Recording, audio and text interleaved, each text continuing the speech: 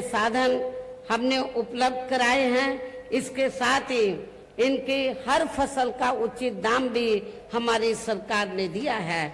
और आपके पश्चिमी यूपी में गन्ना काफी पैदा होता है।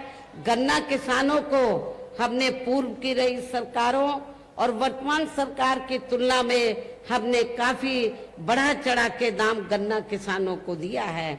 इतना ही नहीं बल्कि केंद्र में पूर्व की रही कांग्रेसी सरकार की तरह ही वर्तमान भाजपा सरकार में भी इनकी जातिवादी, हीन, सांप्रदायिक एवं पूंजीवादी सोच व नीतियों के चलते ही पूरे देश में सर्व समाज में से खासकर गरीबों, दलितों, आदिवासियों, पिछड़े वर्गों, मुस्लिम एवं अन्य धार्मिक अल्पसंख्यक समाज के लोगों का भी पूर्ण रूप से विकास व उत्थान आदि नहीं हो सका है। और इस संदर्भ में वैसे आप लोगों को ये मालूम है कि पूरे देश में यहाँ दलितों, आदिवासियों एवं अन्य पिछड़े वर्गों का सरकारी नौकरियों में वर्षों से अधूरा पड़ा आरक्षण का कोटा भी अभी तक भी पूरा नहीं भरा गया है। विशेषकर एससी व एसटी वर्गों के सरकारी कर्मचारियों का पदोन्नति में आरक्षण भी अब काफी हद तक प्रभावहीन ही बना दिया गया है। और मैं एससी एसटी वर्गों के कर्मचारियों को यहाँ ये भी बताना चाहती हूँ कि जब यूपी में समाजवादी पार्टी के नेतृत्व में सरकार थी तो इस सरकार ने एससी एसटी वर्गों के सरकारी कर्मचारियों का पदोन्नति में आरक्षण बिल्कुल ही खत्म कर दिया था। क्या एससी एसटी के कर्मचारी वर्ग या इस वर्ग के जो लोग हैं क्या ऐसी पार्टी को एक भी वोट देकर अपना खराब करेंगे? जो पार्टी आपके आरक्षण को खत्म करने के लिए पूरे जी जान से लगी हुई है और वो सपा नहीं चाहती है एससी एसटी वर्गों के लोगों को आरक्षण का पूरा लाभ मिले। और इतना ही नहीं, जब इसके बिल को प्रभावी बनाने के लिए हमने राज्यसभा में संशोधन विधेयक हमारी पार्टी द्वारा सरकार पर काफी दबाव बनाकर जब ये विधेयक आया तो समाजवादी पार्टी के सांसदों ने इस बिल को ही फाड़ दिया था पार्लियामेंट के अंदर।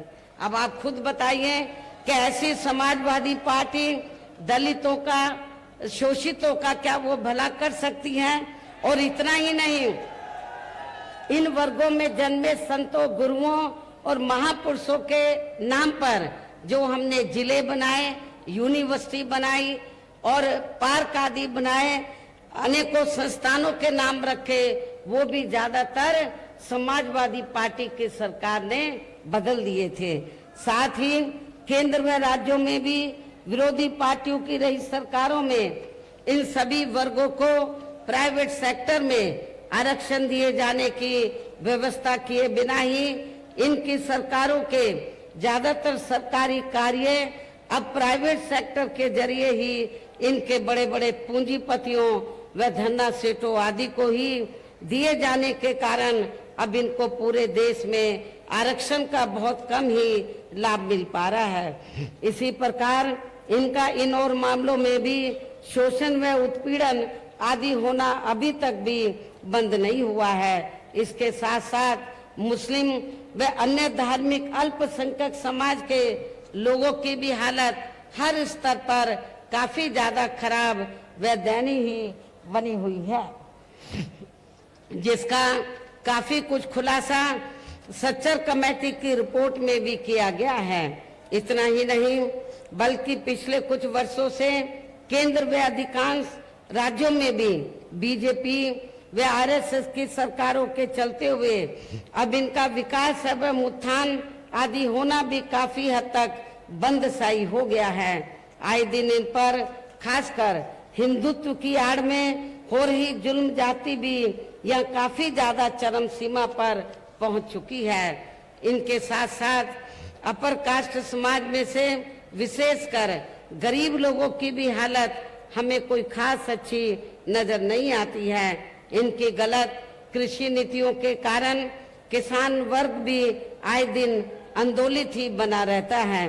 साथ ही इनकी गलत आर्थिक नीतियों की वजह से देश की अर्थव्यवस्था पर भी इसका काफी बुरा प्रभाव पड़ा है, जिससे यहाँ विशेषकर छोटे एवं मध्यम वर्गीय व्यापारी वर्ग भी काफी ज्यादा दुखी व परेशान हैं। और अब केंद्र में पूर्व की रही सरकारों की तरह ही वर्तमान भाजपा सरकार में भी यहाँ पूरे देश में गरीबी, बेरोजगारी एवं महंगाई आदि भी लगातार काफी ज्यादा बढ़ रही है। देश में हर स्तर पर फैला भ्रष्टाचार भी अभी तक खत्म नहीं हुआ है। साथ ही अपने देश की सीमाएं भी अभी तक पूरे तौर से सुरक्षित नहीं हैं। ये भी बड़ी चिंता की बात है। ऐसे में अब आप लोगों को देश में हो रहे लोकसभा चुनाव में कांग्रेस, बीजेपी व इनकी सहयोगी पार्टियों को भी केंद्र की सत्ता में आने से जरूर रोकना है। जिनकी गलत नीतियों व गलत कार्य प्रणाली आदि को आप लोग काफी हद तक आजमा भी चुके हैं। ऐसी स्थिति में अब ये विरोधी पार्टियां इस चुनाव में भी किस्म किस्म के साम, दाम, दंड भेद आदि अनेकों हथकंडे इस्तेमाल करके केंद्र की सत्ता में आने की पूरी कोशिश में लगी हैं, जिनसे अपनी पार्टी के लोगों को हर स्तर पर काफी ज्यादा सावधान रहना है। और इस मामले में विरोधी पार्टियां अपने अपने पक्ष में हवा बनाने के लिए खासकर मीडिया, ओपिनियन पोल व सर्वे आदि का जो बड़े पैमाने पर इस्तेमाल कर रही हैं, तो उनसे भी अपनी पार्टी के लोगों को बिल्कुल भी गुमराह नहीं होना है।